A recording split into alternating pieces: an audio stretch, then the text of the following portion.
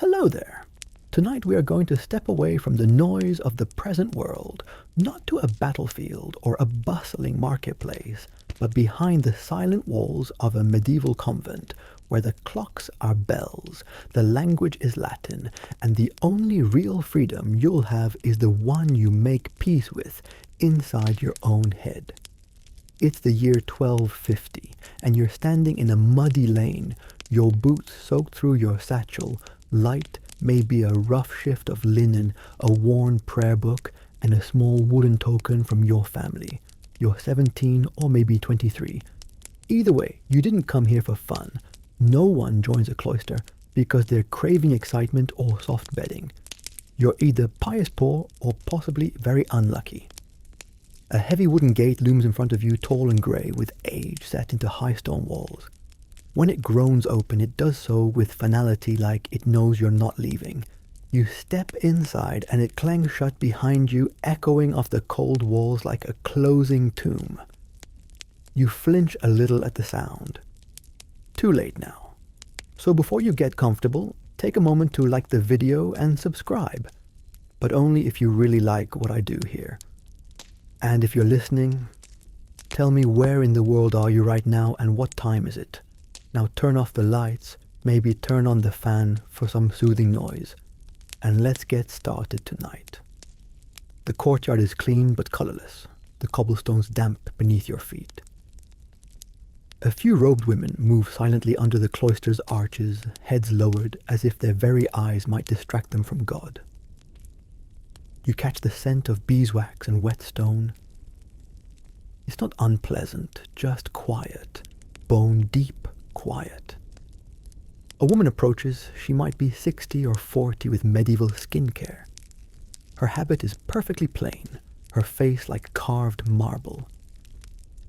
She doesn't smile exactly, but there's something kind in the way she nods. She doesn't ask your name. She already knows it's about to change. You're led to a small stone cell. It's about the size of your childhood pantry. There's a straw-stuffed mattress on a board, a crucifix on the wall, and not much else. No curtains, no mirror. Certainly no lock on the door. Privacy here is a memory, not a feature. Your satchel is placed on a low table and gently opened. A second nun, younger with the efficient calm of someone who hasn't spoken in days, removes each item carefully. The book stays. The token, a smooth river pebble carved with a fish, earns a pause. She looks up, her gaze unreadable, then places it aside. You don't ask if you'll get it back. You probably won't. Then comes the stripping. Your clothes, your shoes, your hair gone. A rough wool tunic replaces them all, its weave coarse enough to remind you of every movement. You feel exposed, like you've left more behind than cloth. And you have. You just can't name it yet. Hair is seen as vanity. Yours is chopped bluntly, tucked under a veil that itches your scalp within seconds. No one seems bothered by your discomfort. You wonder briefly if anyone's ever snuck in a comb or lip balm. You suspect someone has. You also suspect they didn't get away with it. You're shown how to kneel. Not just a bend in exact posture. Straight back hands, folded eyes lowered. They correct you twice. You flush with embarrassment, but no one reacts. It's not personal. It's just the rule. And that's the real adjustment, the rule. Capital R. The rule of Saint Benedict, to be exact. You'll hear it quoted like scripture, followed like gravity. It tells you when to eat, when to sleep, how to pray, how to breathe, possibly even how to sneeze. A fun fact, some versions were so strict they counted how many breaths to take between verses in the Psalms. Micromanaged spirituality at its finest. That first day passes in a haze. The silence is oppressive at first, like you've walked into a library where everyone has taken vows, not just of silence but of collective disapproval. You try to smile at a passing nun. She doesn't smile back. She doesn't even look. You're not being snubbed. You're being reformed. The world you knew is now considered clutter. You are being cleared out. Later, you hear chanting. It comes from the chapel, low and resonant, like the building itself is humming with prayer. It's Vespers, the evening prayer. You're not allowed to join yet, but you stand outside the door and listen the notes rising and falling like tides in a stone sea. For a moment you forget where you are, then you remember you're nowhere, and you're not supposed to mind. Historians still debate whether most women entered convents out of true religious devotion, or simply because they lacked dowries or marriage prospects. It's probably both. But once inside, the reasons don't matter. The rule is indifferent. You're here, you kneel, you chant, you change. That night you lie awake on straw blankets, scratchy, your back sore. You hear the other nuns breathing some gently snoring and wonder if you'll ever sleep again. Spoiler, you will. Exhaustion is more persuasive than anxiety. And still you listen for footsteps, for bells, for your own heartbeat. Because deep down you know this life doesn't let you pretend. It will take everything you thought you needed and hand you something quieter, harder, and maybe eventually more profound. But for now you curl up missing the softness of your mother's bed, the sound of your little brother's laugh, the clink of spoons in soup bowls. You close your eyes. The stone is cold and the silence is thick. Tomorrow the real work begins. And you, my dear postulant, are only just arriving. The morning light seeps in through the slit of your cell window, not warm exactly, more like a polite reminder that sleep time is over.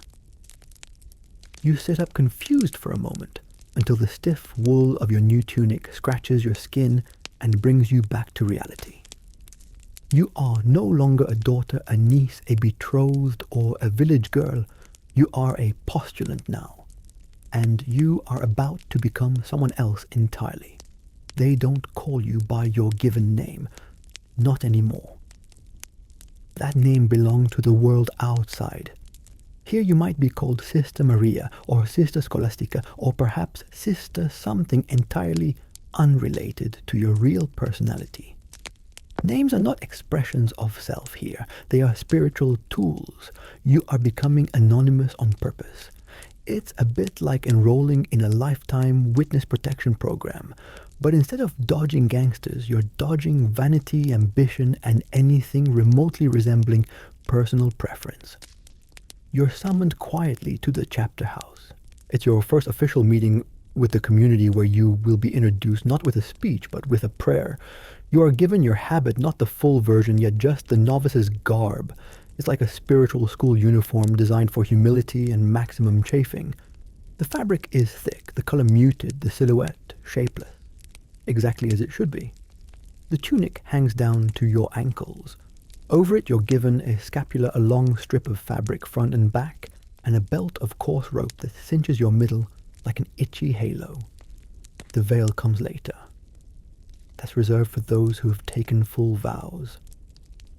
You get a head covering, though. It feels more like a helmet than a hat. Warm, but symbolically heavy. You're now visibly, undeniably in the life. Someone adjusts the scapula for you with practice ease. No words are exchanged. No mirror is offered. You'll get used to not seeing yourself. In fact, the absence of your reflection becomes a strange kind of freedom. Without an image, without a name, you begin to float inside your own form, unanchored from ego. The next step, learning the rules, not just reading them, but absorbing them like marrow. The rule of Saint Benedict is handed to you on a wooden board with a strap, because even books are part of the discipline. You're expected to read a chapter a day, not speed read, not skim, but slowly, meditatively. It's less about knowing the rule and more about being shaped by it like bread dough in cool hands. You learn quickly that everything has a correct way. How to stand, how to kneel, how to bow, even how to knock on a door. You're not to cross your arms, not to whisper without cause, not to sing out of tune, although, let's be honest, you'll probably do all three within the first week. No one scolds you for it. They correct you softly, constantly, like smoothing wrinkles out of a tablecloth. There's a formal ceremony later that week where you kneel before the abbess. She lays a hand on your head, and just like that, you are no longer a lay person. You've entered liminality, the in-between state. Not quite a nun, but no longer of the world. Your heart pounds not with fear exactly, but with that strange tingling quiet that happens when something important is happening and no one is saying much about it. One odd detail, you're instructed how to sit, how to walk, even how to fold your hands while standing still. The fingers are gently woven together, not clenched, not dangling. These tiny gestures shape your body into constant prayer, even when your mind drifts off and starts fantasizing about apples or warm socks. You realize the rule governs not only behavior, but posture. It's like spiritual ballet minus the applause and with significantly fewer ribbons. Historians still debate whether this rigorous training period was a profound spiritual purification or just an elaborate form of obedience conditioning. Either way it works. Within days, your body starts to move differently.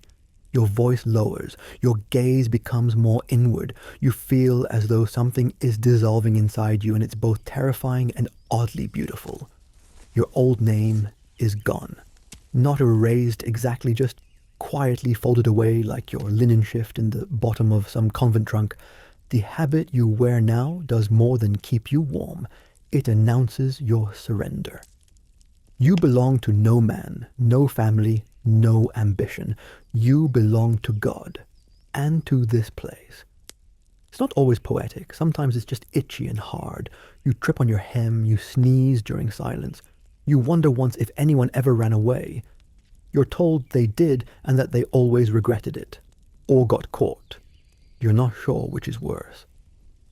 A fun fact in some convents, if a postulant truly struggled, the abbess might suggest a short retreat to test the vocation, a kind of medieval trial separation. But those were rare. Most young women didn't have the luxury of choosing again. This was the choice. This was the one road they were allowed to walk. And walk it you do. Down long stone corridors, past cloistered gardens where roses grow next to cabbages, into the scriptorium where older nuns bend over ink-stained parchment, into the chapel where candles flicker like breath. Every hallway is a reminder the world outside is no longer yours. You catch your reflection once distorted in a basin of cold water. You almost don't recognize the face. It looks peaceful, but also strange. Not quite you. Not quite not you. You dry your hands, smooth the front of your habit, and move on. There's bell to answer a chant, to learn a silence to uphold. You've lost your name, but maybe, just maybe, you're starting to find something else. The first time you wake up to the sound of the convent bell, it doesn't feel like waking up, it feels like being summoned. There's a difference. One is gentle, familiar, soft-edged. The other slices through the quiet like a chisel to stone. You've barely been asleep, wrapped in your scratchy woolen blanket, your limbs curled against the pre-dawn chill that creeps through the cracks in the stone dormitory walls. And then clang the bell begins its relentless tolling. One long, slow note at a time, each one vibrating through the cold air and the hard floorboards beneath your straw mattress. It is not morning, not in any way your previous life would have defined it. It is the middle of the night, 2 o'clock, maybe earlier. No stars are visible through the narrow windows, and the moon, if it's up, there isn't interested in helping you find your sandals in the dark. But there's no time to fumble. The bell doesn't wait. The rule of Saint Benedict certainly doesn't wait. This is Matins, the first of 8 canonical prayer services of the day, and it comes whether you're ready or not. You sit up. Your neck aches. You are stiff, half-frozen, disoriented. But around you, other figures are already moving their habits, whispering in the dark, their footsteps purposeful despite the hour. No one speaks. No one needs to. Your body is still learning the rhythm, but theirs already knows. The routine is etched into their bones. In time, it will be in yours too. You pull on your scapular. adjust your veil, tie your belt. It takes you longer than it should. You're still not used to the layers, to the weight of the wool, to the way it clings and drags and makes even breathing feel a little heavier. You shuffle into line behind your sisters, following the bobbing silhouettes down the cold stone corridor lit only by the faint yellow glow of a few sputtering rushlights. The air smells of beeswax damp fabric, and a touch of last night's incense, now faded but stubborn. The chapel looms ahead, vast and cavernous in the gloom. It's colder inside than out, an architectural marvel, and a medieval refrigerator all in one. The wooden choir stalls are arranged on either side of the long nave, their surfaces polished by generations of elbows, knees, and prayerful hands.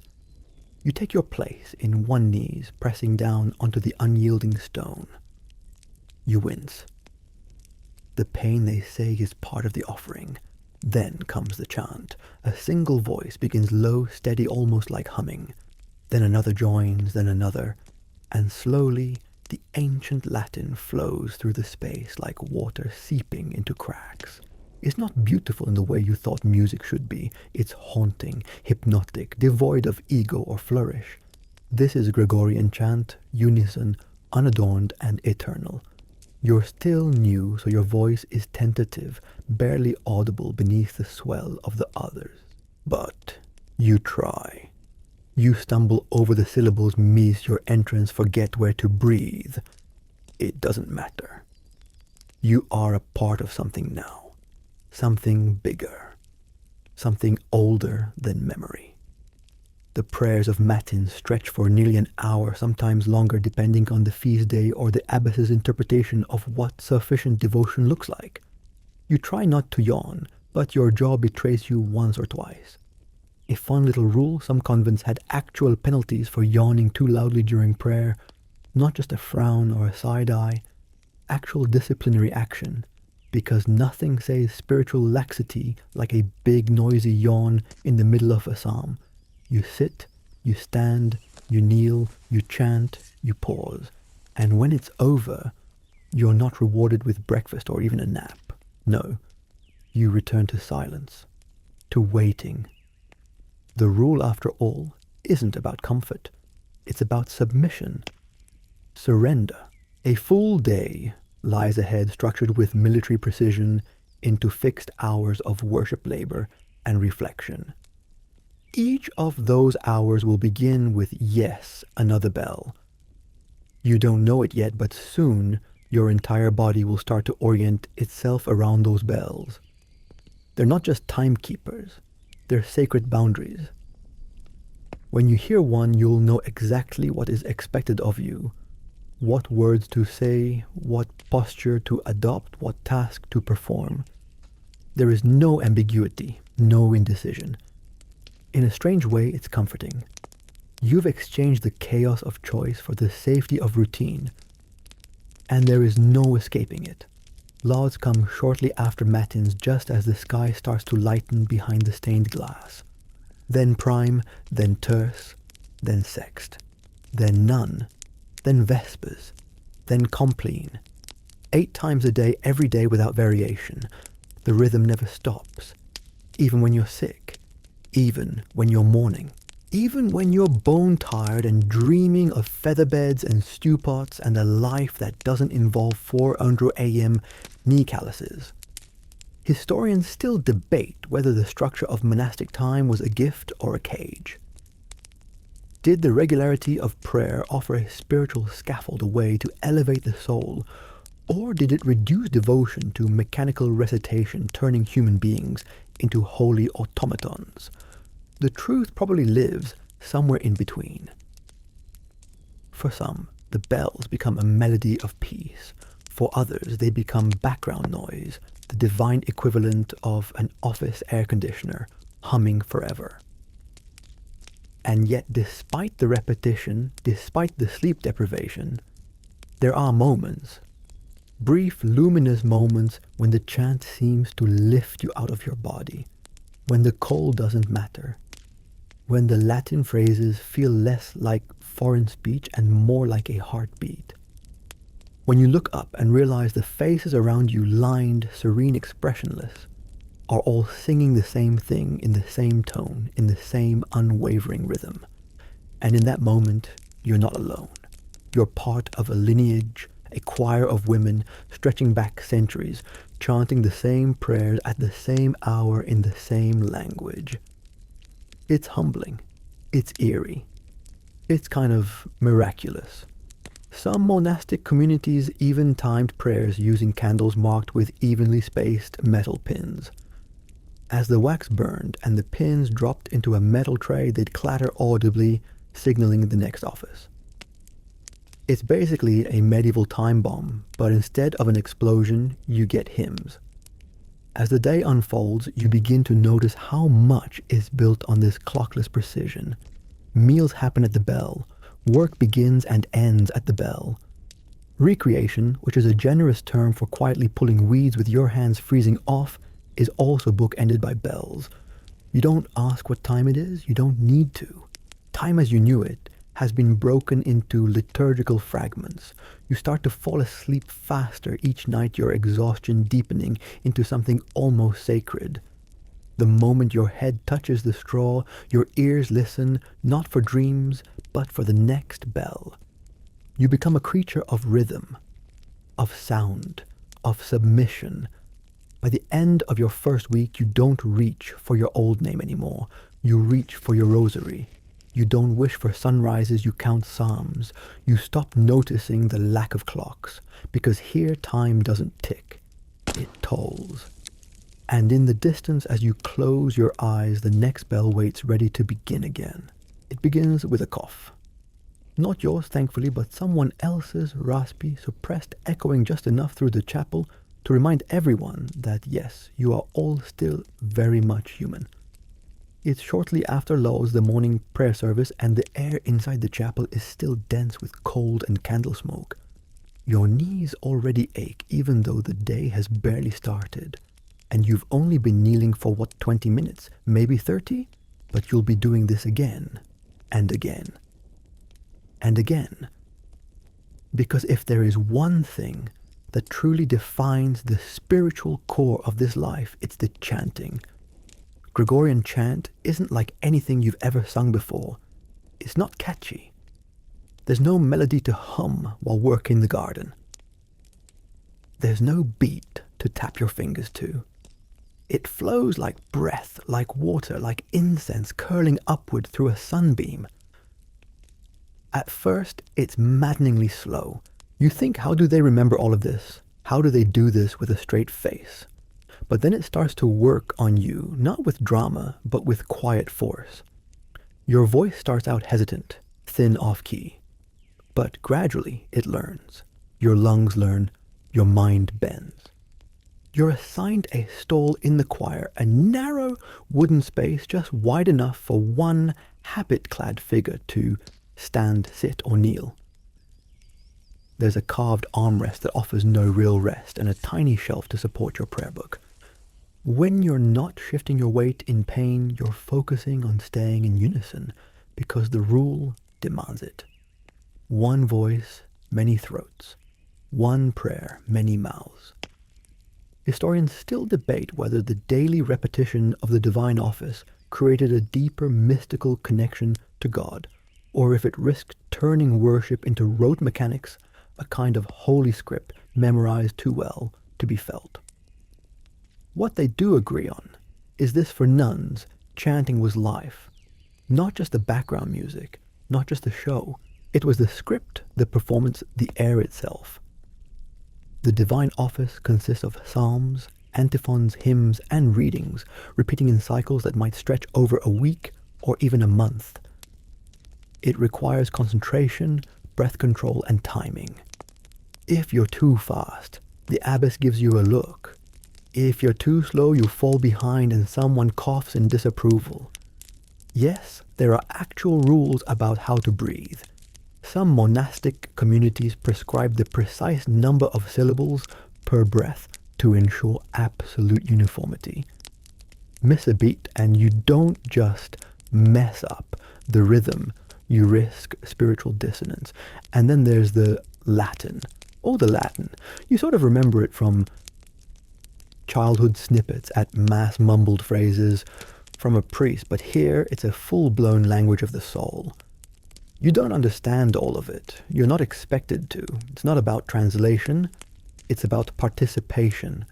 The chant lifts you even when you don't grasp the grammar. Over time, the meanings seep into you like tea into linen. You don't need a dictionary. You feel it. A fun little observation. Nuns would sometimes copy chant books by hand, and some of these manuscripts contain tiny doodles in the margins. Birds, flowers, little smiling faces, even the occasional annoyed-looking cat. Whether these were absent-minded flourishes or secret rebellions, no one knows for sure. But you like to imagine a weary sister mid-scribing slipping in a smirk with her quill. There's no music other than the voices. Instruments are discouraged, too worldly, too showy. The only exception might be a single portative organ, used rarely and only on feast days. The sound of it is reedy haunting like wind through a pipe.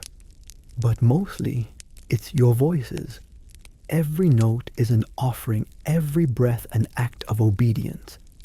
Some of the older sisters sing with such focus, such conviction, that you wonder if they've transcended. You look at them from the corner of your eye, heads tilted, lips moving, eyes half closed, and wonder, are they thinking of heaven? Or are they simply reciting Psalm 132 for the 1,000th time, mentally counting how many days, until the feast of St. Agatha, when there's usually honey bread for supper? You don't ask. You just keep chanting. The sound fills the chapel. It bounces from the high stone walls, resonates through the wooden beams, swirls around the flickering candles. It becomes more than the sum of its parts. At certain moments, especially in the stillness just after dawn, it feels like the chant is alive, like it could float up and leave through the oculus, that small circular window in the roof, and carry your voices to the sky. And then someone sneezes, or coughs, or lets out an accidental snort while suppressing a yawn. You fight the urge to smile, which is frowned upon. The office continues unbroken, uninterrupted. The schedule is relentless. Between matins, Lord's Prime, Terce, Sex, Nun Vespers, and Compline, you spend nearly 5 hours a day chanting. Not in a row, of course, but spaced out like sacred punctuation, across your waking and sometimes sleeping hours. It structures your life with an iron rhythm. You rise with a chant, you eat after a chant, you work until the next chant, you sleep in anticipation of the next one. You think about other women your age outside the convent walls, laughing, talking, dancing at harvest festivals, baking bread in their mothers' kitchens, sitting by the fire brushing their hair, and here you are brushing up on psalms, counting syllables, making sure your voice doesn't tremble on the 3rd verse of Magnificat. And yet, there is something in the act itself, in the breath shared between you and your sisters, in the harmony achieved not through perfection, but through effort. There is a rhythm to it, a peace.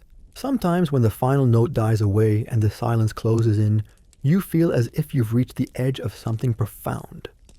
Not because you understand it, but because you've sung it with everything you have.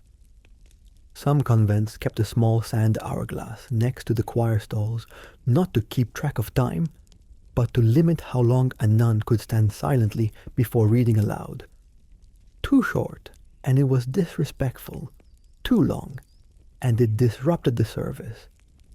A grainy compromise between reverence and rhythm. By the end of your first month, you find that your mind wanders less during the office. Your voice no longer trembles. You've even begun to memorize entire psalms.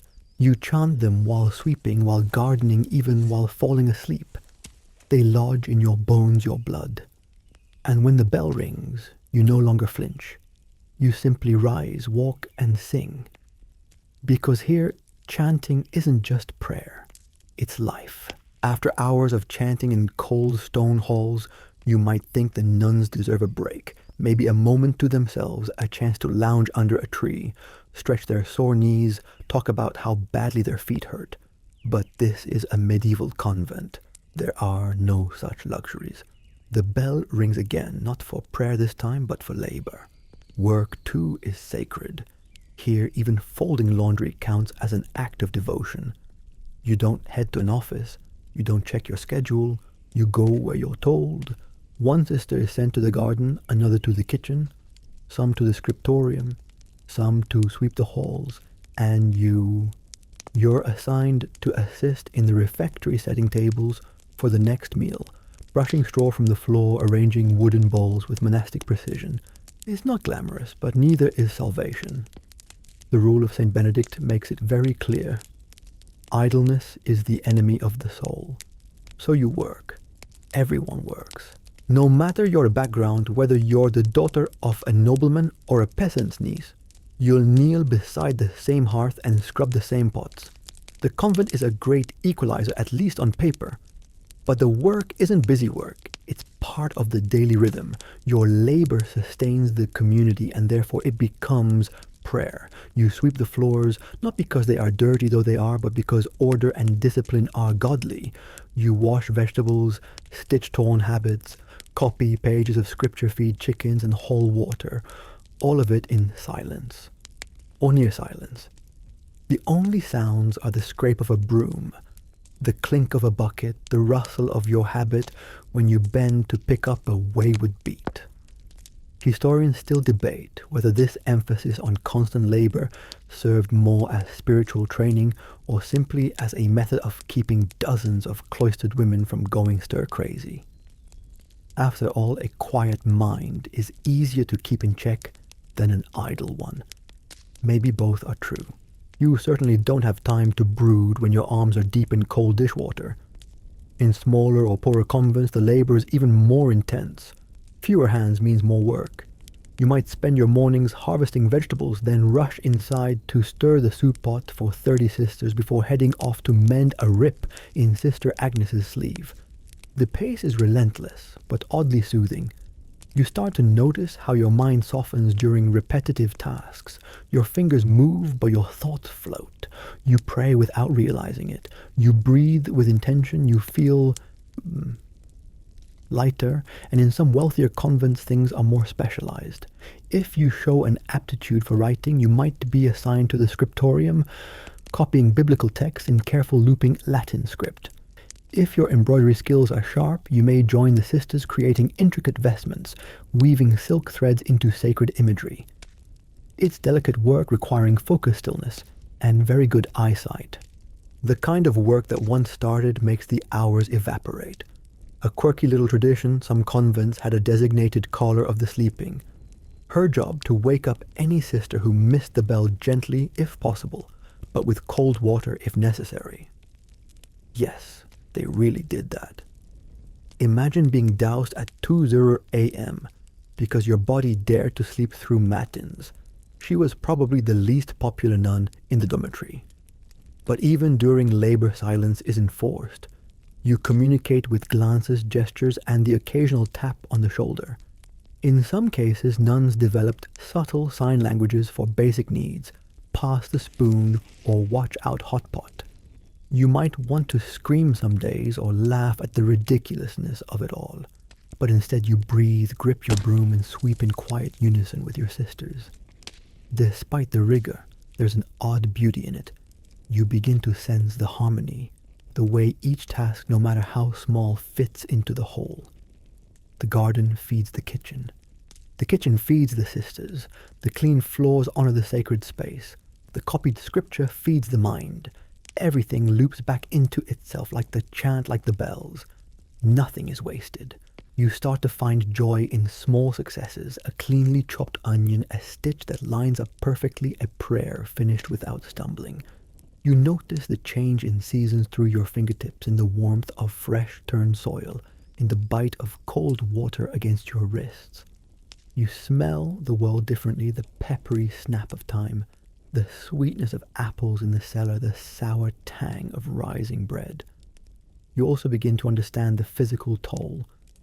Your hands crack from cold, Your back tightens from carrying buckets. Your feet blister. But strangely, this doesn't make you resentful. It makes you aware of your body, your limits, your purpose. Pain becomes part of the rhythm. Not punishment, not glory, just a fact of life. And life here is meant to be endured, not avoided. Sometimes work is the only time you feel truly alone with your thoughts. No chanting, no liturgy, just the scrape of a shovel and the slow unfolding of your inner life. Regrets drift in, then drift out. A memory of your brother laughing. A smell that reminds you of your mother's kitchen. You let them rise, then fall. You return to your breath. You return to the task. There are moments of softness too. A sister slipping you a fresher piece of bread when you've had a hard day. A hand on your shoulder when your eyes are red from smoke or tears. A glance across the garden that says wordlessly, I know. These are the conversations you have now, silent but deeply felt. By the end of the day, your muscles hum with fatigue. You return your tools, brush the dirt from your hem, and head back toward the chapel for Vespers. Your hands still smell of earth and soap. Your back is sore, but your mind is strangely quiet. There's something peaceful in having worked with your body for the sake of something bigger than yourself. Because in the convent, labor isn't just survival, it's worship. And worship, like everything else here, requires practice. So you show up again tomorrow, and the next day, and the day after that, broom in hand, prayer in heart silence on your lips. By the time the bell rings for the midday meal, your stomach has moved from gentle complaint to stern protest. You've been awake since the dead of night, chanted through 5 liturgical hours, scrubbed floors, hauled water, or maybe spent the morning bent over in the garden pulling weeds with fingers gone stiff in the cold. Whatever your task, it's left you empty. Not just hungry, but hollowed out the way a day of silence and self-denial seems to do. You might be hoping for something hearty, a moment of ease, perhaps a little conversation over food. You'd be hoping in vain. As the bell tolls, you join the quiet procession toward the refectory, walking in 2 slow lines, eyes lowered, hands folded. The scent of boiled cabbage lingers in the air, faint but unmistakable. It's a comfort and a warning. You pass under the cloister where the wind still slips between the columns, and into the dining hall, a long, echoing room, lined with wooden tables, benches, and the cold, faintly sour smell of centuries of communal meals. Light slants in through high, narrow windows. The only warmth comes from the breath of the sisters and the memory of kitchen fires. Everyone has their place. Seating is usually arranged by seniority or roll novices toward the end, choir nuns in the middle, the abbess, at a raised table near the front. There are no personalized bowls, no engraved spoons.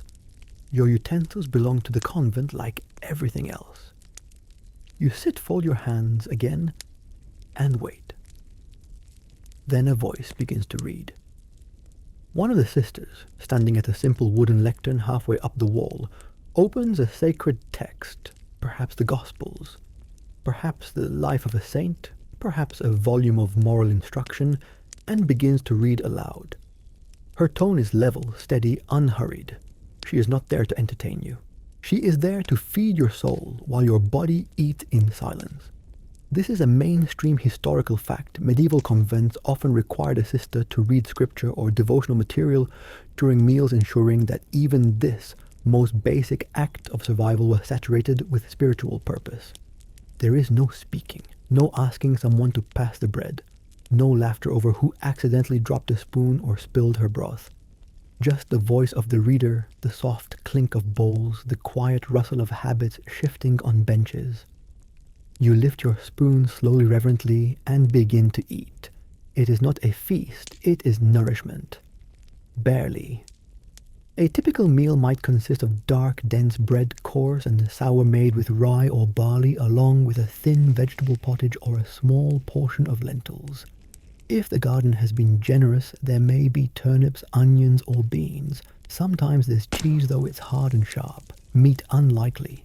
Most convents forbade it outright, except in the infirmary for the gravely ill.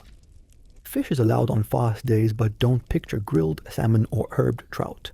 Think dried herring or salted cod soaked overnight to become marginally chewable.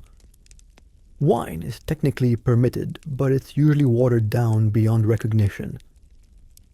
Ale too might appear, but only the weakest sort, more porridge than party. Water is always present and always suspect, given the standards of medieval hygiene. You drink what's placed before you, and you do so without complaint. Some monastic rules dictated not only what you could eat, but how. You were not to take overly large bites. You were to chew quietly. You were absolutely forbidden from picking your teeth at the table. Table manners, it turns out, were not just a modern invention, they were considered part of your spiritual discipline. Sloppiness was a sin. Greediness, a failure of self-control. Hunger, though constant, was never an excuse for indulgence. Historians still debate whether this ascetic approach to food truly elevated spiritual focus or simply fostered a culture of normalized malnutrition. Certainly, many nuns suffered from health issues related to poor diet and frequent fasting. But within the convent, these discomforts were framed as sacrifices, small personal offerings that mirrored Christ's own suffering. Hunger wasn't just tolerated, it was sanctified, and fasting wasn't occasional. Lent, Advent, Vigil days, feast day, eves, it all added up. You could go weeks with only one full meal a day, and even that might be half a bowl of broth and 2 hunks of stale bread. The sensation of true gnawing hunger becomes as familiar as the morning bell. Some sisters even sought out the sharp edge of fasting as a path to holiness, believing that the emptier the body, the more room for God. But despite this severity, there's a quiet order to it all. The food, though plain, is prepared with care. You take what is offered. You eat it slowly. You listen. You chew. You contemplate. And sometimes, without realizing it, you find your mind drifting, not to your hunger, but to the story being read aloud, a parable about a wayward monk, a miracle involving bread, multiplied a sermon on humility. The physical and the spiritual blend. The act of eating becomes less about pleasure and more about presence. The silence helps. No chatter to distract you, no opinions about how dry the cheese is. Just the slow, synchronized movement of 100 wooden spoons. There are no second helpings. When the meal ends, the reader offers a closing blessing. You rise, bow your head. Then with practiced precision, everyone begins the cleanup. There is no lingering, no dessert, no cup of coffee by the fire. You collect your bowl, rinse it clean, and stack it where it belongs. The straw on the floor is swept, the benches wiped, the crumbs gathered like sacred relics. Even the leftovers are handled with care, fed to the pigs perhaps, or composted into the garden that will feed the next meal. And then just like that, it's over. You return to your next assigned task, your stomach not quite full but no longer aching, your mind perhaps still chewing on a phrase from the reading, something about humility or faith or the sweetness of renunciation. You carry that phrase with you like a morsel of something more lasting than bread. Because in the convent, even meals are prayers, even hunger is a teacher, even silence speaks. When the final bell of the day tolls for Compline, the last canonical hour, your body responds before your thoughts catch up. You rise from your stool in the choir, your knees aching, your throat dry from the day's final chant. The air is dim, filled with flickering candlelight and the weight of stillness. You file out of the chapel with your sisters, your steps soft, steady, choreographed by habit more than consciousness. The great silence begins now. From Compline until after the next day's prime, no speaking is allowed. No whispered complaints, no sleepy chatter, not even a simple good night. It's a silence that presses into you as physical as the walls themselves. even your thoughts begin to tread more lightly, as though the soul has learned to whisper too. You walk to the dormitory, a wide, cold room with no fireplace, no rugs, no curtains. The high ceiling traps the chill, and the stone floor never forgets the season.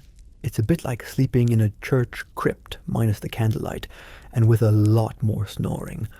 Along the walls are rows of narrow wooden beds, some nothing more than raised platforms, others slightly more elaborate with straw mattresses stuffed into linen ticking. If you're lucky, the ticking hasn't split open. There are no doors between beds. Privacy, as you've learned, is a worldly illusion. Each bed may have a curtain, thin and colorless, or perhaps a small wooden partition for modesty's sake. But for the most part, you sleep in full view of your sisters. You are alone, but never alone. You change quickly, though not entirely. The rule is clear: even in sleep, modesty must be maintained. You wear a night shift under your habit, but many convents required you to sleep in partial dress. Some even forbade removing your belt or veil entirely. The idea was not only to prevent vanity, but to ensure immediate readiness. If the bell rang suddenly for midnight prayer, or worse, an emergency, you needed to be up covered and present within moments. And yes, the bell can ring at midnight. It often does. You crawl into bed. The straw shifts beneath you, crackling softly. There's a single blanket, perhaps two, if the abbess has approved extra warmth for the elderly or ill. No pillows, unless you're infirm. Some nuns tucked rolled up habits under their necks. Some used sacks of dried herbs, lavender if you were fortunate, wormwood if you needed to ward off lice. Either way, it smells like earth and austerity. You pull the blanket up to your chin. It barely covers your shoulders. The cold seeps through the wool, the straw, the floor. Your breath makes faint clouds in the darkness. You tuck your hands inside the fabric, press your legs close, curl inward like a comma in the long sentence of the night. And you try to sleep. But sleep is not guaranteed. The dormitory is filled with sounds: the gentle wheeze of an old sister's breath, the occasional cough muffled under cloth, the unmistakable sound of someone grinding their teeth. You hear someone shift in their bed. A sneeze is stifled. A sigh echoes. The cold keeps you half awake. The silence keeps you from complaining. And then, just as your body begins to soften, the bell rings again. It's time for matins.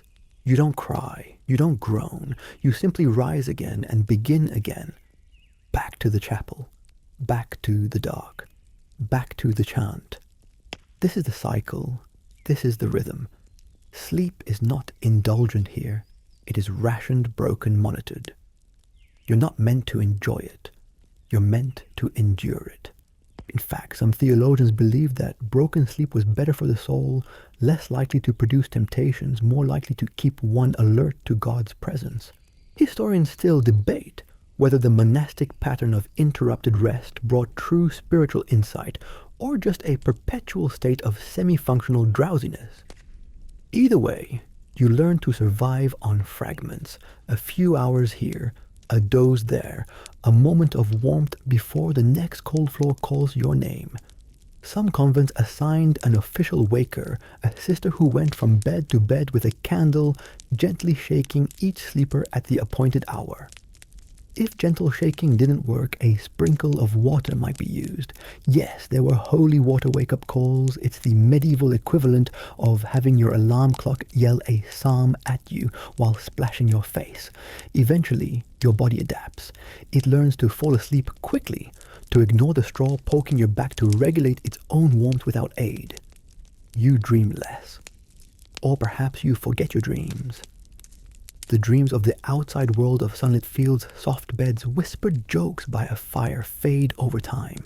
You trade them for the quiet murmur of prayers, the hush of the dormitory, the pulse of the chapel's chant. And strangely, you begin to find comfort in it. You wake up before the bell sometimes, not out of anxiety, but instinct. You know what comes next. You're no longer resisting the rhythm. You are part of it. You walk through the dormitory with silent feet, already praying as you go. By now you know which sister snores, who whispers their psalms in sleep, who wraps their blanket around their feet like a cocoon. These tiny human quirks are the texture of your nights. The dormitory is cold, yes, and austere, but it is also full of unspoken tenderness. A cup of water left by a bedside, a blanket discreetly shared, a glance that says, "I see your fatigue and I carry it with you." This shared silence, this communal fatigue becomes something sacred. You are not alone in your shivering. You are not alone in your aching. You are one of many, each woman offering her sleep, her warmth, her comfort as a quiet sacrifice. Because here, even sleep is spiritual. Even shivering is a kind of prayer. It is morning again, or at least what passes for morning when you've already been awake since 2. The sky outside the chapel is a pale smear, neither fully dark nor convincingly light. You've finished prime, your 4th prayer of the day, and you're now making your way across the cloister walk. Your breath visible, your stomach beginning its quiet, daily protest. You pass your sisters, some heading toward the garden, others toward the kitchen, a few toward the scriptorium. No one speaks, not because they have nothing to say, but because they're not allowed to. Welcome to the great silence. Within the convent, silence is not simply encouraged, it is enforced. It is not a mood or preference, it's a spiritual mandate. The great silence, which begins after compline and lasts until after prime the next morning, is total. No speaking unless absolutely necessary, no whispered commentary, no subtle jokes, and definitely no sighing dramatically while folding laundry. Silence here is a commandment. You learned this quickly.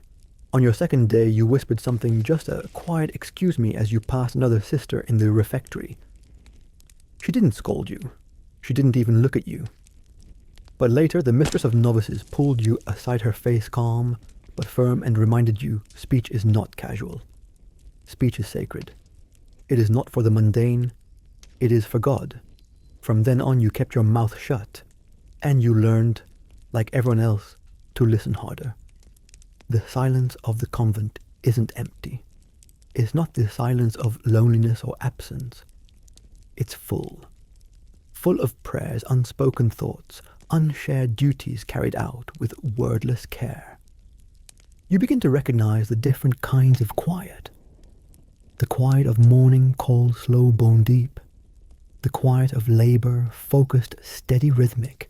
The quiet of prayer, reverent, charged, heavy with breath and presence. Historians still debate whether this rule of silence created deeper spiritual introspection or simply suppressed natural human interaction. Some say it drew nuns closer to the divine. Others argue it isolated them from each other and themselves. The answer likely depends on the day and the nun. You find that silence sharpens everything else. You hear your own thoughts more clearly. Not always a good thing at first. Regrets from the world outside creep in, echoing loudly, now that no one's talking over them. You think about the boy from your village who used to help your father with the horses. About the baby your sister had last winter. About the sound of your mother humming as she kneaded bread. Those memories hit harder when there's nothing to distract you. But over time, the silence becomes a container. A place to put those thoughts, to soften them, to let them settle. You stop chasing them away. You let them rise and fall like the chant, like the bells. You stop trying to fill the void. And the void in turn begins to feel less like a hole and more like a cup. A curious fact, some convents developed highly structured systems of nonverbal communication, hand signals for pass the salt. I need help, watch out, hot pot. In some orders there were over 100 different gestures. You become fluent in eyebrow raises and nods, in the subtle tilt of a hand. A single glance becomes a paragraph, and occasionally someone invents a new gesture clandestinely. That little wiggle Sister Theodora does to mean you're about to trip might not be in the rule, but it saves you anyway. Outside, the great silent speech is allowed, but still rare. Conversations must be brief, necessary, and modest. No idle chatter, no gossip, no how are you for the sake of it. You speak only when it serves the community or glorifies God. Anything else is considered vanity. Words are not currency here. They are gold coins, used sparingly, never wasted. And laughter. It's not forbidden, but it's not exactly encouraged either. Some rules explicitly caution against loud or immoderate laughter, warning that it can lead to levity, which leads to pride, which leads to sin. It's a spiritual domino effect. That said, you have caught Sister Magdalene with a twinkle in her eye more than once. And once, only once, you heard a very unsaintly giggle echo from behind the sacristy door. It stopped quickly, but it was there. You begin to cherish your limited speaking moments. A whispered instruction, a murmured prayer, the sound of your own voice during chant. You realize how loud your thoughts used to be and how little of it was necessary. Here, every word you say carries weight. There's no room for filler. You speak when you mean it. In some medieval convents, laughter loud enough to be heard in the cloister garden could result in penance, extra prayers, extra silence, or even fasting. One recorded rule mentions no laughing so as to show the teeth. Which, let's be honest, sounds like something your great aunt might have said at a funeral. But despite the strictness, silence does something to you. It changes the shape of your mind. Without the constant noise of the world, its opinions, its complaints, its comparisons, you begin to find other voices. The quiet pull of intuition, the soft nudge of conscience, and sometimes you even think you hear God. Not loudly, never loudly, but in the way a candle makes more light in a dark room than a chandelier does in daylight. You walk the cloister in silence. You wash dishes in silence. You lie down at night in silence. And when the bell rings again, it doesn't shatter that silence. It completes it. Because here, silence isn't the absence of speech. It is the presence of stillness. A chosen, disciplined, sacred quiet. And in that quiet, you begin to hear yourself for the very first time. It's hard to remember sometimes, but you once had things. A small mirror, a pair of worn leather shoes you loved, a necklace your mother gave you shaped like a tiny bird, a red ribbon that made you feel beautiful when your hair was down. They weren't treasures by the world's standards, but they were yours, personal, intimate, and now they're gone. In the convent, nothing belongs to you, not your shoes, not your bed, not even your spoon. From the moment you entered the cloister, your relationship with ownership changed forever. The vow of poverty isn't symbolic, it's total. You bring nothing, and you claim nothing while here. And if anything comes to you, an inheritance, a gift, a new blanket from a kind relative, it belongs to the community, not to you. The rule of Saint Benedict is very clear. What's mine is ours, and what's ours is God's. You have what you are given. A habit, a veil, a belt, a set of linens that may or may not be freshly patched. If you're particularly lucky, or if the convent has the resources, you might have a small wooden box to keep your breviary or rosary beads. But even then, it's not really yours. It's just assigned to you. Your cell is bare. The crucifix is standard. The table is standard. The blanket is scratchy. The mattress is straw, and there is no decorative flair. Even your handwriting in the margins of your psalter may someday be erased and written over by someone else. Ownership is a worldly illusion, and you are not here for the world. And yet, of course, you miss things. You miss softness, familiarity. You sometimes think longingly of a warm cloak that was once your favorite, or the way your little wooden comb felt in your hand. You once saw a visiting nun sneak a folded piece of embroidered cloth under her pillow, a keepsake from her family perhaps, or a stitched token from her former life. She was gently but firmly corrected. Historians still debate whether these strict vows of poverty truly freed nuns from material distractions or simply replaced one form of control with another. After all, a poor peasant girl entering the convent may have had little to give up, while a noblewoman gave up riches, jewels, and status. But inside the cloister, all those distinctions were meant to be levelled, in theory at least. A quirky detail in some convents, the abbess or cellarer kept detailed ledgers tracking every item issued to each nun, every pair of sandals, every tunic, every needle. If a sister lost something, even a thimble, it was noted. Not as punishment, but because resources were precious and nothing could be wasted. Your poverty was not romantic. It was practical, enforced, and meticulously documented. You don't even get to choose new clothing when yours wears thin. You make a formal request to the vestiarian, the sister in charge of garments. She evaluates your current state, turns the fabric in her hands, pinches a seam, checks the lining, and decides whether a new tunic is justified. If it is, she assigns you one. If not, you wait. And when something wears out completely, it's repurposed. A tunic becomes a cleaning rag. A veil becomes patchwork. A straw mattress, when no longer usable, is taken to the garden and added to the compost heap. Even the worn-out things must serve a second purpose. Nothing is buried. Nothing is burned unless it's infested or irreparably ruined. Despite all this, there's a strange relief in owning nothing. The world outside taught you to measure yourself by what you had. Here that metric is erased. No one's habit is softer than yours. No one's sandals are shinier. No one's bed is bigger. If a new sister arrives with finer things, they are taken away, folded, and stored or redistributed. She becomes as materially empty as the rest of you. And in that emptiness, something unexpected happens. You begin to notice the value of what's shared. You wear the same cloak a beloved sister once wore, and you feel her presence in its folds. You use a bowl that's been passed through a dozen hands, each one having sipped quietly in the same silence. The veil you wear to prayer may have been sewn by a woman long dead whose needle pricked her fingers in devotion you'll never witness. These objects lose their individual mind, but they gain a collective holiness. Even your daily bread is no longer yours.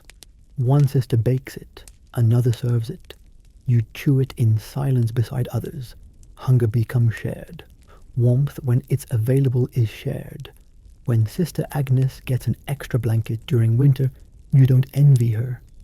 You're relieved, because it means mercy still lives here, and yet human nature clings in strange ways. You catch yourself caring for your wooden bowl a little more than necessary. You smooth the corners of your blanket with a certain possessiveness. You find small ways to mark your place in the world, an extra fold in your tunic, the way you organize your straw bedding. Little acts of identity, not rebellion exactly, just memory. In some convents, nuns found subtle ways to personalize the impersonal.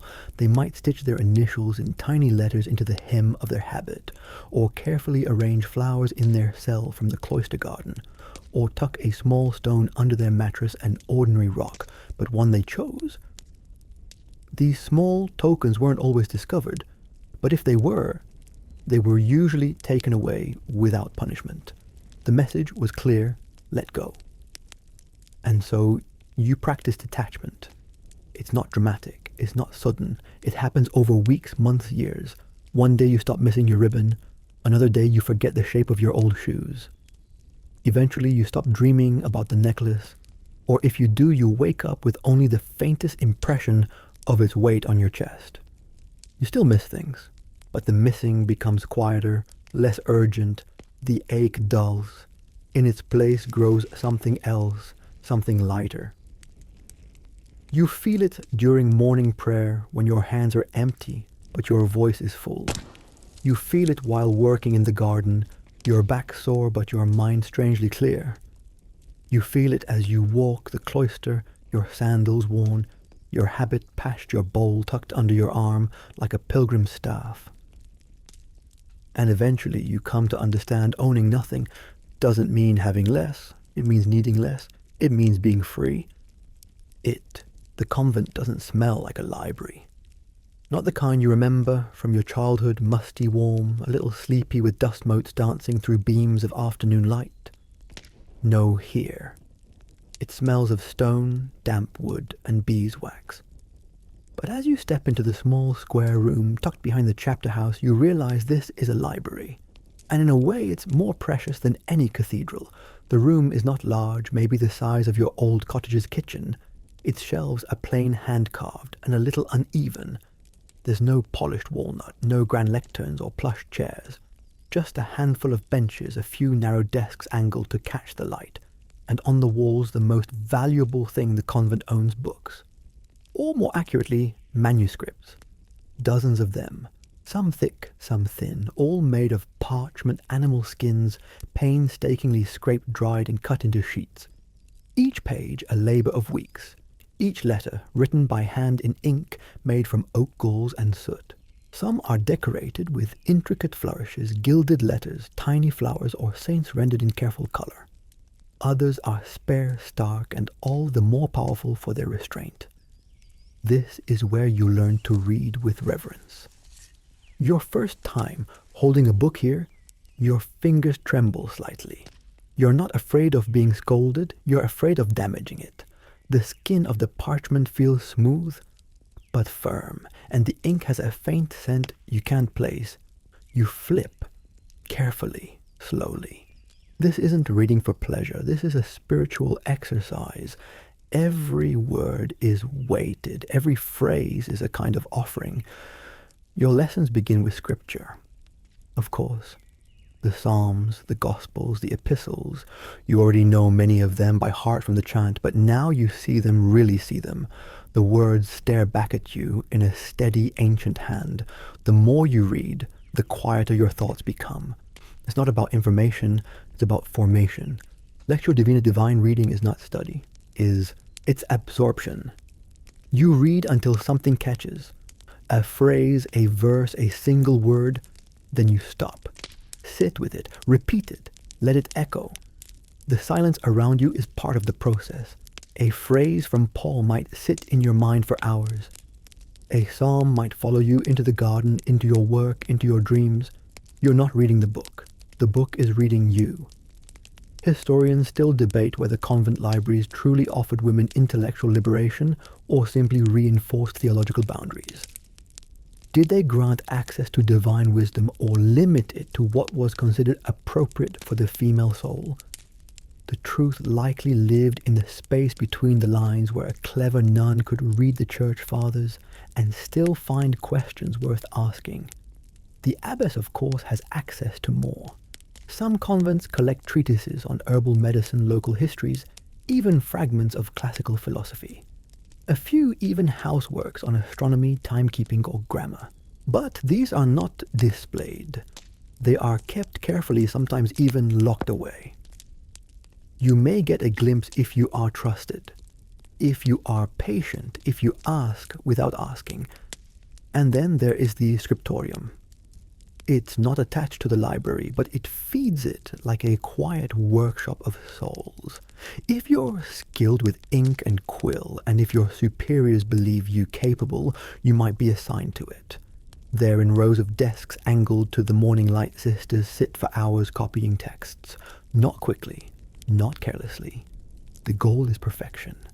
One misplaced letter, one ink blot, and an entire sheet of costly parchment is ruined. You might begin as an assistant, preparing ink, trimming quills, mixing pigments.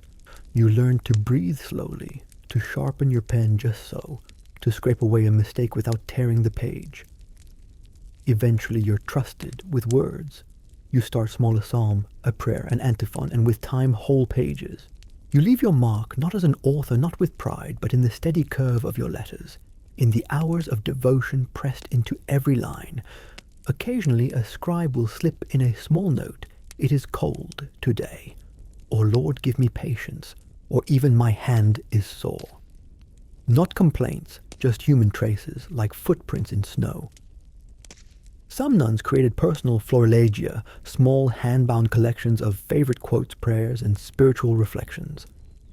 They'd gather them over time, copying them carefully from other texts, creating miniature spiritual scrapbooks. Some were decorated, others plain. These books were rarely shared. They were private treasures in a world where privacy itself was rare. Over time, the library becomes your refuge. Not because it's warm, it's not. Not because it's quiet, everywhere is quiet. But because here, you feel yourself expand. In a world that strips away ownership, beauty, noise, and distraction, the written word remains.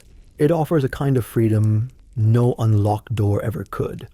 You grow to love certain books. You know their weight, their scent, the sound their pages make. You love the one with faded red ink and the curled corner on the second psalm. The one where a sister centuries ago corrected a misspelling with such delicacy you only see it if you know to look. These books are more than objects. They are vessels of memory, of labor, of prayer. And perhaps one day you'll copy your own. You imagine it a smooth page, a fresh quill, the first stroke of the first letter. It won't be published. It won't bear your name, but it will remain. A line of scripture copied by your hand, read by eyes long after yours are closed. A whisper echoing in ink across centuries. Because here, writing isn't self-expression. It's self-erasure.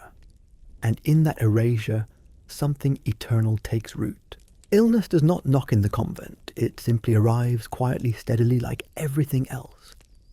One day you're kneeling in the chapel chanting with sore knees and a dry throat. The next day the chill seeps deeper into your chest. Your hands feel heavier. Your head aches in a dull, persistent rhythm that no amount of prayer seems to shake. There's no doctor to call, no warm bath, no orange juice or kindly pharmacist.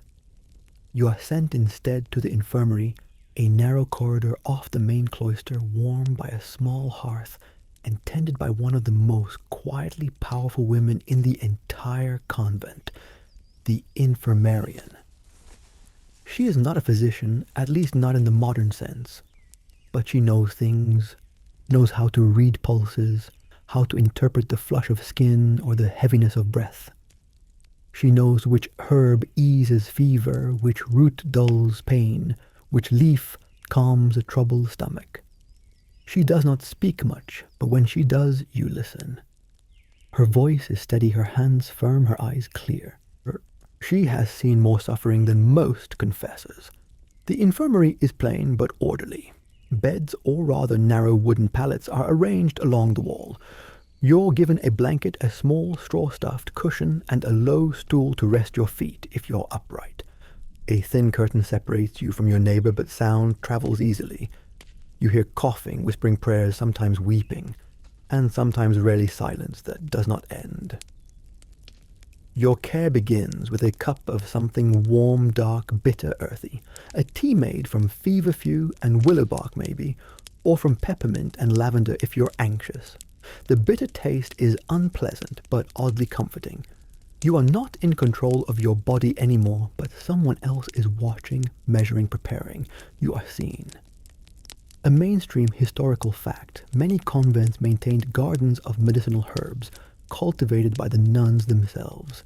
These hortus medicus herbal enclosures provided everything from calendula for wounds to valerian for sleep.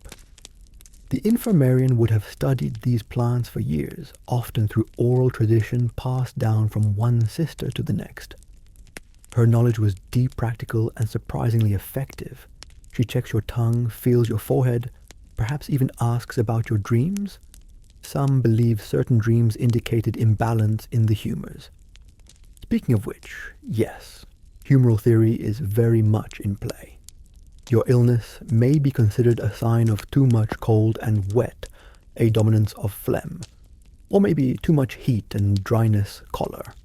The treatments accordingly may involve warm broths, cold compresses, fasting, or if your luck runs out, bloodletting.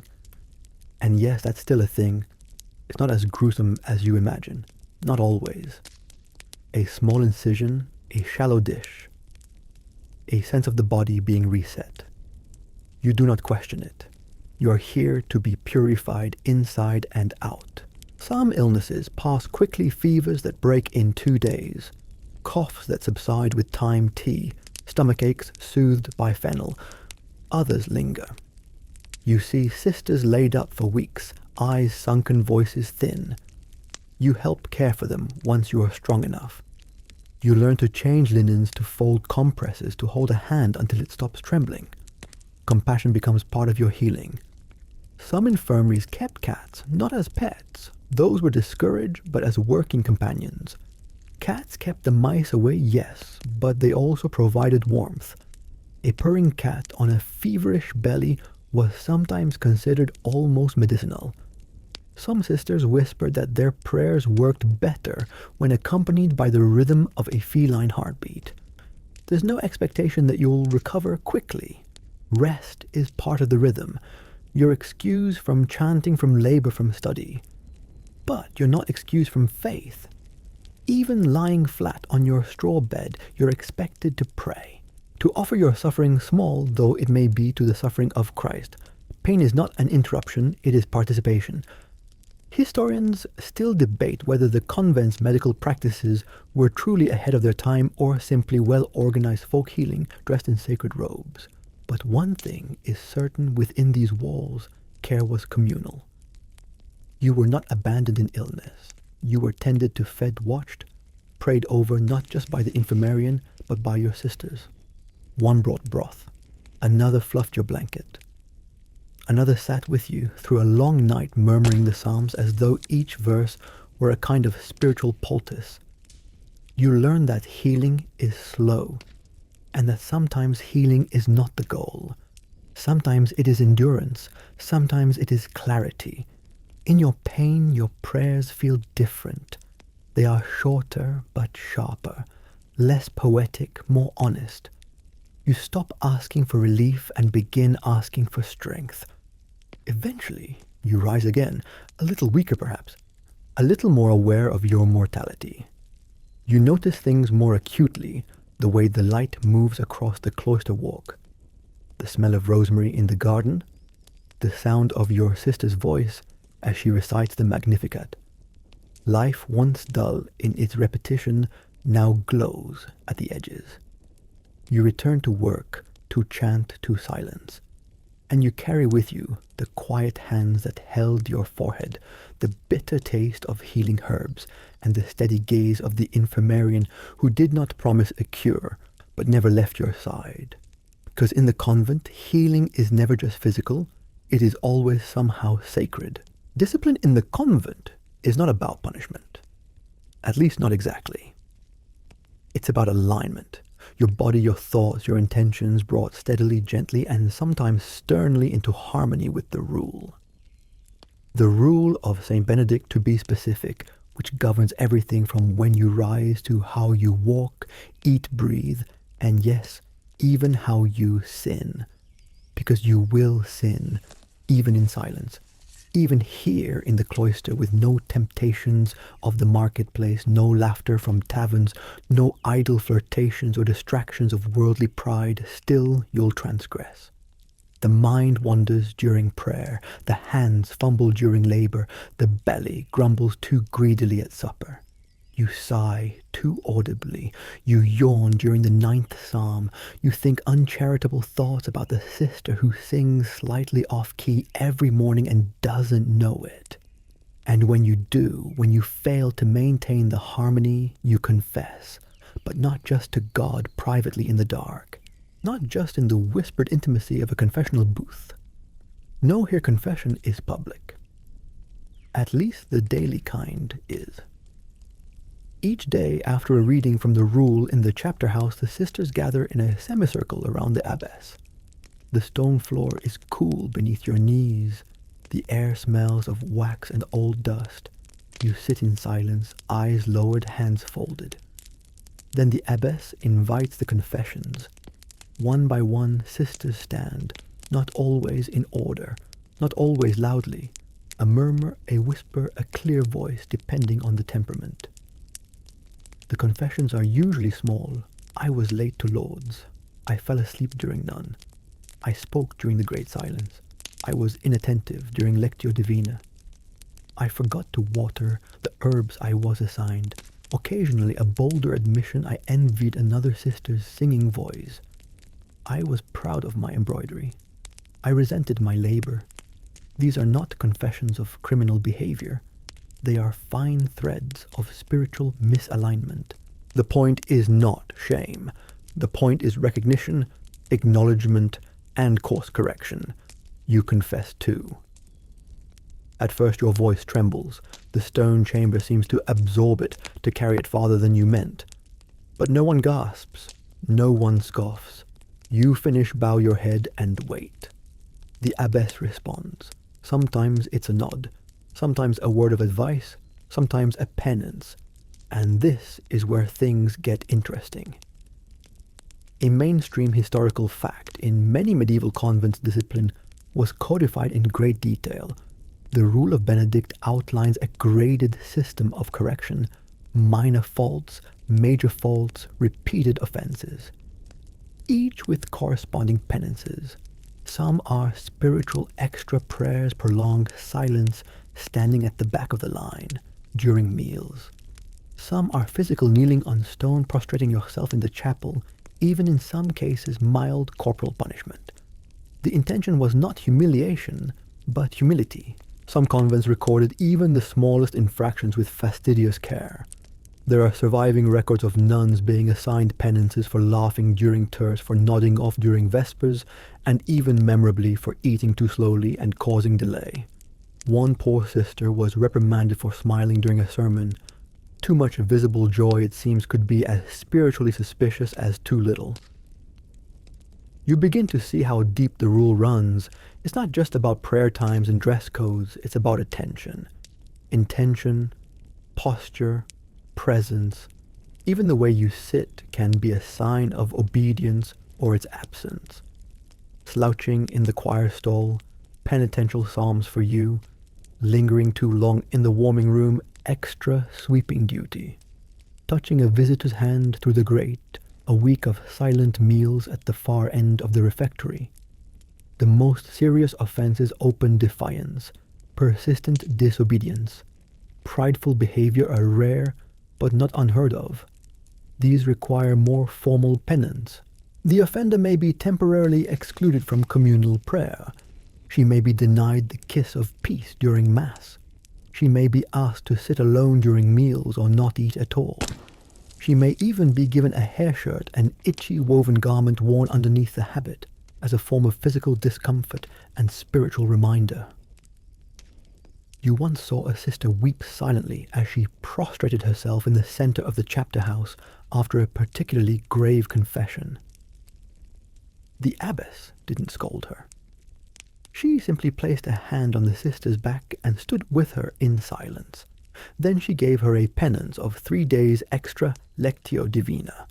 It was not a punishment, it was a prescription. Historians still debate whether these disciplinary structures created genuine spiritual growth or simply enforced conformity. Was the constant correction transformative or performative? Did it mold the soul or mask it? You don't know. But you do know this: over time, discipline changes you. You start to notice your faults more quickly, not with panic or shame, but with curiosity. You become attentive to your thoughts, your tone, your movements, not paranoid, just mindful. You catch yourself before you mutter a complaint, before you let your mind wander too far from the Psalter, before your envy or laziness settles into habit. And you notice the same in others. You see how Sister Benedicta tightens her jaw when she's disappointed in herself, how Sister Clara fidgets when she's nervous about her singing, how the abbess folds her hands when she's about to correct someone gently. You begin to understand that penance is not about the action itself, it's about the intention behind it, and perhaps more importantly, the response to it. You learn to apologize. You learn to forgive. You learn to laugh at yourself internally, silently, when your body slumps mid-prayer, or when you nearly drop your psalter on your own foot. And sometimes you receive no penance at all. Just a look from the abbess, a look that says you know, and you do. You may never raise your voice, you may never break a rule outright, but you still struggle, still stumble, still need correction. And when it comes, it isn't cruel. It's careful, deliberate, intentional. You confess your yawn, you kneel a little longer, you sweep with more focus the next morning, not out of guilt, not out of fear, but because you know this life requires constant return, not perfection, but direction. You are always turning back, always correcting your course, always beginning again, because the rule isn't just ink on parchment, it is a mirror, and discipline is a daily act of looking into it and choosing not to look away. You've grown used to enclosure. The thick stone walls that surround the convent no longer feel like barriers, but boundaries, clear lines between the world you once belonged to and the one you now inhabit. You barely glance at the gate anymore. Its iron hinges groan in the wind like an old complaint you've learned to ignore. You no longer wonder who passes by on the road beyond. You don't imagine yourself leaving. And yet sometimes the world comes to you. Visitors are rare. When they arrive, the convent holds its breath. The bell tolls differently, not for prayer, not for meals. It's a distinct, subtle rhythm signaling that someone from outside seeks entry. Not into the cloister, never that, but to the parlor, the locutorium. A designated space where the sacred and the secular may speak, but only through a grate. The locutorium is a small chamber, stark and cold like everything else, divided by a wooden or iron grill. You can see the figure on the other side, but only partially. A hand, a profile, a shadow shaped like someone you used to know. This physical barrier is not just architectural, it's symbolic. You are here, they are there, you are veiled, they are not. You belong to God, they belong to the world. Your name is called. The porter, a serious, discreet sister, informs you that someone waits. Your chest tightens. You weren't expecting this. No one told you a visitor might come, but then again, they never do. You follow her down the stone corridor, each step echoing a little louder than it should. Your hands are folded. Your breath is steady. You've imagined this moment more times than you'll admit, even though you told yourself you'd forgotten everyone outside. You haven't. When you reach the locutorium, your eyes adjust slowly. The grate is there, and behind it a shape, a woman's voice calling softly your name. Or rather, your old name. The one you gave up. The one that still belongs to them. It's your mother. She looks older, of course. Her hands grip the bars. She doesn't cry, but her voice trembles. She tells you how your sister is married now, how your brother has taken over the fields, how the dog still waits by the door on cold mornings. She tells you your father is sick, but still stubborn. She tells you they miss you, and you, what do you say? You nod, you speak softly, you remind her of your prayers, you say you are well, and mostly it's true. But you do not reach for her. You do not lean too close. The rule forbids touching. The rule reminds you that you have renounced even familial comforts. You are no longer her daughter in the same way. You are Christ now. It feels cruel. But it's also beautiful in its own strange way. There is love here, thick with silence woven through the grate. A love that has transformed into something harder and maybe deeper. You're no longer child and parent. You're woman and woman, both aching, both understanding that some choices, when made completely, cannot be undone. She leaves you with a small bundle, a few things, dried apples, a letter, a woolen scarf likely made by her own hands. The porter examines it, of course. Everything must be checked. You may keep the letter, but the scarf will be held in the storeroom. It is not yours. It is property of the community. Later in your cell, you unfold the letter and read by candlelight. The ink is faint, The lines are shaky. She signed it with love, with your name, not Sister anything, but the name she whispered when you were small, when she combed your hair after baths, when she bandaged your knees.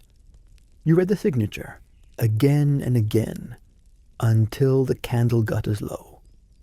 Historians still debate whether these strict limits on family visits were a necessary spiritual safeguard or a cruel severance of natural bonds.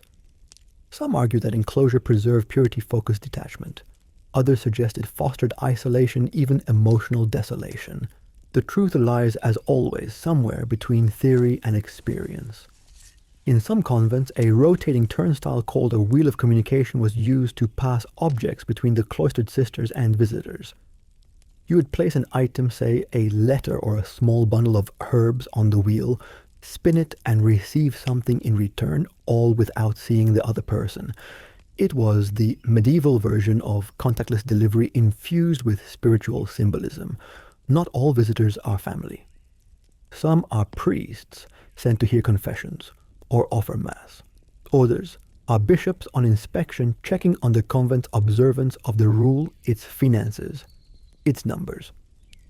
These visits bring tension. You clean the chapter house more thoroughly. You rehearse your Latin responses. You walk a little straighter when the bishop passes through the cloister, even though he's not supposed to. His presence reminds you that your life, while cloistered, is still watched by the church, by history, by heaven. Occasionally, benefactors arrive, nobles, widows, ladies from nearby manors considering where to send an unmarried daughter. They speak with the abbess. They tour the gardens from a distance, of course. They ask about the convent's needs, its scriptorium, its choir. They may bring alms. They may bring influence. You, a young sister, may never interact with them, but you see their silhouettes through the lattice. You hear their laughter, their fine shoes clicking on the flagstones. You smell their perfume, faint, flowery, and gone too soon. And once in a great while a former sister returns, not to stay, but to visit if she left under a special dispensation, perhaps to care for a sick parent or to marry by arrangement. Her presence stirs something unspeakable. She wears colors now. Her hair is uncovered. Her voice is louder than you remember. She hugs the porter. She looks around with both fondness and discomfort. You wonder if she regrets it. You wonder if you envy her. You're not supposed to wonder either, but you do. Because the great doesn't just divide space, it divides lives.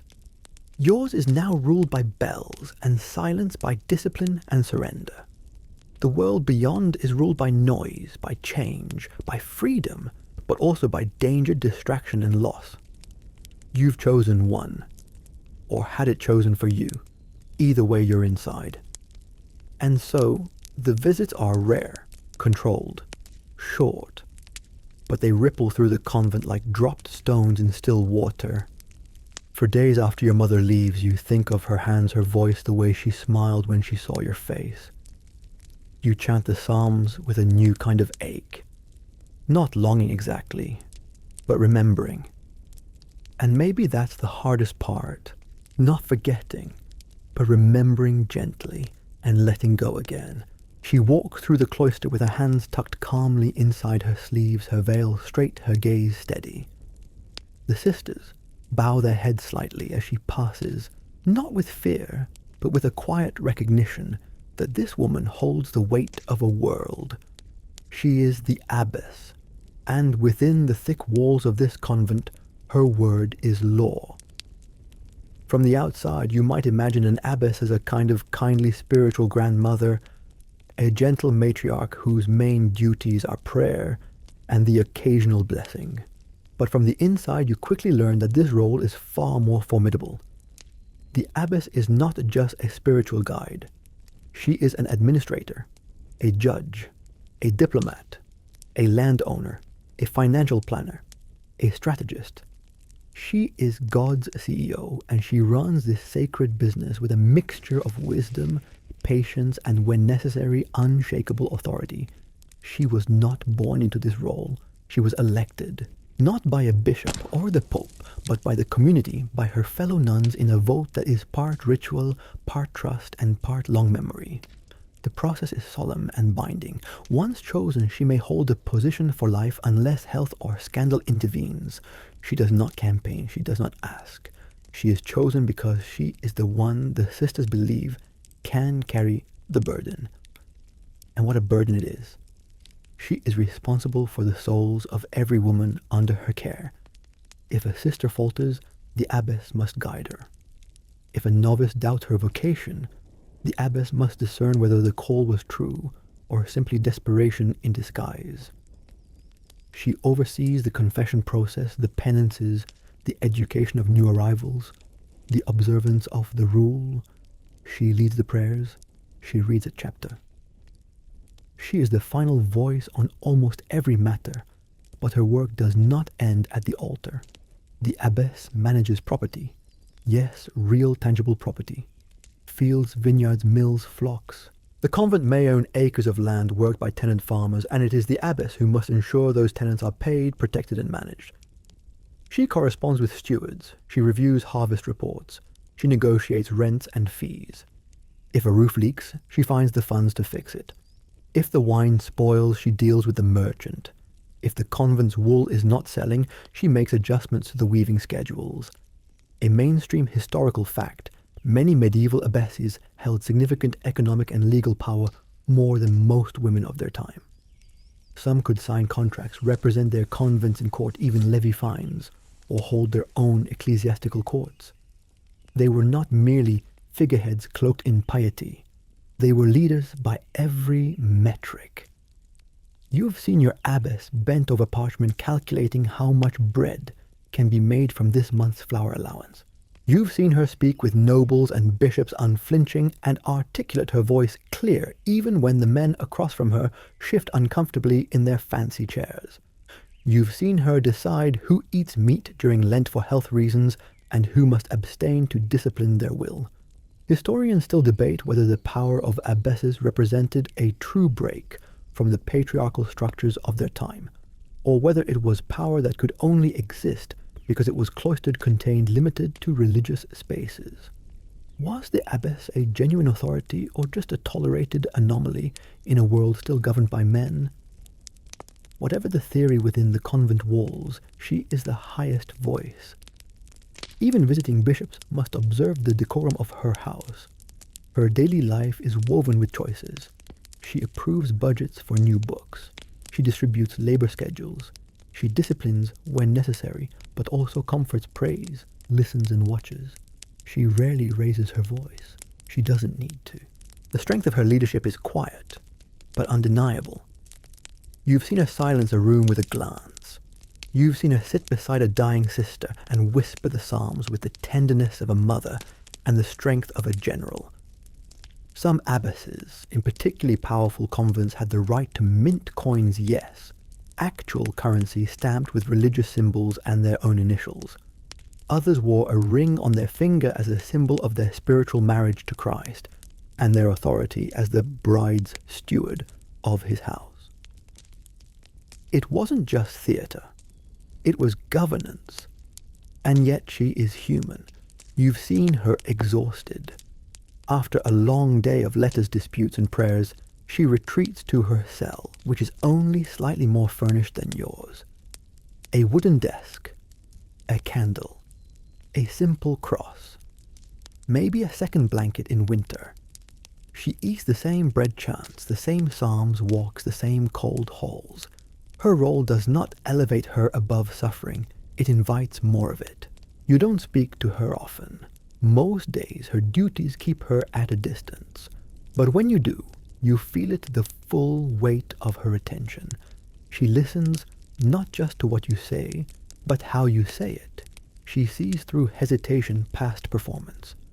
You once confessed your doubt quietly in a moment of weakness, and she didn't offer platitudes.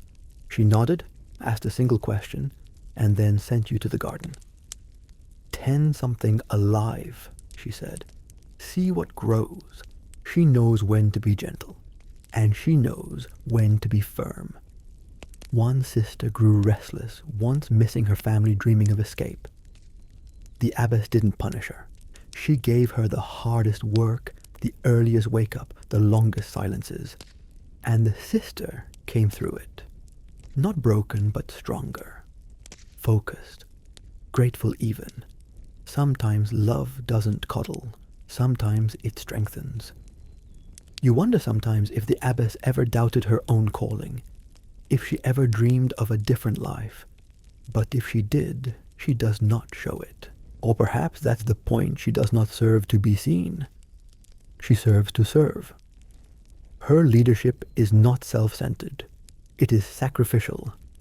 And when she walks the cloister, she does not need to speak. Her presence carries the rhythm. She is the one who ensures that all of this, the chant, the silence, the fasting, the labor, the healing, the hierarchy, works. Without her, the convent is a collection of bodies. With her, it becomes a body unified, disciplined, devout. You watch her as she passes. Her face is calm. Her pace is measured. She nods once at you, and you nod back, lowering your gaze. Not in fear, not even in awe, but in recognition. She is the abbess, and she is the hinge on which this entire sacred door turns. You wake one morning and the convent feels quieter than usual. That is saying something. Here silence is a way of life, but this silence is different. It's heavier, slower, as though the air itself has paused. You hear murmurs quickly hushed. The bells toll at an unfamiliar hour, not the steady rhythm of the canonical hours, but a different call, low, solemn. You do not need to ask. You already know. A sister has died. Death in the convent is not an interruption. It is part of the rhythm. You've seen illness before, seen sisters fade over weeks, even months, pale cheeks, shallower breaths, bodies growing smaller beneath their habits. You've helped in the infirmary, learned how to change linens with gentleness, how to hold a cup to trembling lips, how to recite psalms that settle like warm cloth over aching bones. But this is the first time you've heard the death bell. It stirs something in you. She was old Sister Joanna, a nun for over 60 years. You didn't speak to her often, but you always noticed how she chanted, with her eyes closed, how her fingers moved rhythmically over her rosary, how she hummed under her breath while picking herbs. Her silence had a warmth to it. Now it's permanent. The preparations begin almost immediately. The infirmarian, assisted by 2 senior sisters, gently washes the body. There is no embalming, no perfumes or flowers. Death is not disguised here. It is honored. Her body is laid out in the chapel, dressed in her habit, her veil smoothed, a crucifix placed in her hands. She looks asleep, peaceful. The candlelight flickers beside her, and her name is whispered in prayers all through the day. Most medieval convents buried their sisters within their own walls, sometimes in the cloister garth, sometimes in a small cemetery, adjacent to the chapel. It was believed that to live together in holiness meant to be laid to rest together as well. There were no lavish tombs, no marble statues. A simple wooden cross, a name, sometimes only the date of death. You join the vigil that night. You sit in the chapel back straight, despite the ache in your spine, hands folded in your lap. Psalms are read, the same ones she once chanted. You think about her voice blending with yours in the darkness. You think about how she used to fall asleep during compline, her chin dipping forward before she caught herself. You think about her laugh, the rare one when someone accidentally spilled lentils all over the refectory floor. Now she is gone. You are reminded, not cruelly, but certainly, that this life is finite. Even here, even when lived in prayer, the body fails, the soul departs, and yet nothing feels unfinished. Some convents had a necrology, a book of the dead, where each sister's name and death date were recorded. On the anniversary of each death, her name would be read aloud during prayer, and a candle would be lit in her memory. In this way, no one was truly forgotten. Their voices lived on in the rhythm of the office. The next day the sisters gather again, this time in the cloister garden. The earth is damp cool beneath your sandals. The grave has already been dug simple and deep. The body wrapped in her habit is carried out, not in a coffin but on a plain board. 4 sisters lift it. The abbess leads the procession. The chanting is low, tender. You sing your voice cracking on a familiar psalm. She is lowered into the ground. A cross is placed at her head. A handful of soil is scattered. No speeches, no eulogies, only prayer. Her name is spoken once more, and then it is done. Historians still debate whether this austere approach to death denied emotional expression or offered a deeper, more communal comfort. Was the lack of ceremony a denial of grief or a focus on eternity? Was it cold or transcendent? You don't know. But you feel something shift in you. The knowledge that one day, maybe in 5 years, maybe in 50, you will be the one lying beneath the cross.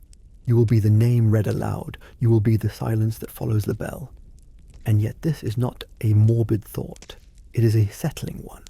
You return to your cell that evening and lie on your straw mattress. The cold presses in around you. The wind moves softly outside. You close your eyes and remember Sister Joanna's voice, her hands, her quiet joy. You wonder what she felt in her final breath. You wonder if she saw something, heard something more than what the rule could describe. But most of all, you think about how she was not alone, how she was held, sung to, prayed for, how her life, however quiet, left an echo, and how yours will too. Because in this life, everything is shared. The labor, the hunger, the silence, and even the leaving. You turn onto your side, wrap the blanket closer, and drift into a dreamless sleep. The bell will ring again tomorrow, and when it does, you will rise. And so now, with the last bell softly faded and the convent cloister wrapped in darkness, we come to rest. You've walked the worn stone corridors. You've knelt until your bones ached. You've breathed in incense and silence-tended gardens with cracked hands and copied ancient words one letter at a time. You felt the cold straw beneath you and the sharp absence of comfort. And through it all, you've learned to listen not to noise but to what blooms in its absence. What began as a life stripped of possessions slowly revealed itself as something richer. In a world that gave you nothing to call your own, you discovered the power of shared labor, shared hunger, shared breath. You found meaning in repetition, in stillness, in rhythm, in sacrifice. You came to the convent thinking it might break you, but instead it reshaped you gently, steadily, insistently, until your voice joined the choir, your steps matched the bell, and your spirit settled into the simplicity of sacred routine. The world outside faded, but your soul came into focus. Historians can argue whether these women were imprisoned or empowered, whether their silence was forced or chosen. But what cannot be argued is this: their lives echoed. Their prayers soaked the stone. Their quiet endurance carved out a place in history where they asked for no attention, yet left a legacy impossible to ignore. So now you may let go of the day. Let the candles burn low. Let the straw bed hold you. Let the chants of invisible eternal wrap around your thoughts like a cloak. The bells will not ring again tonight. Sleep in the silence they leave behind. Good night.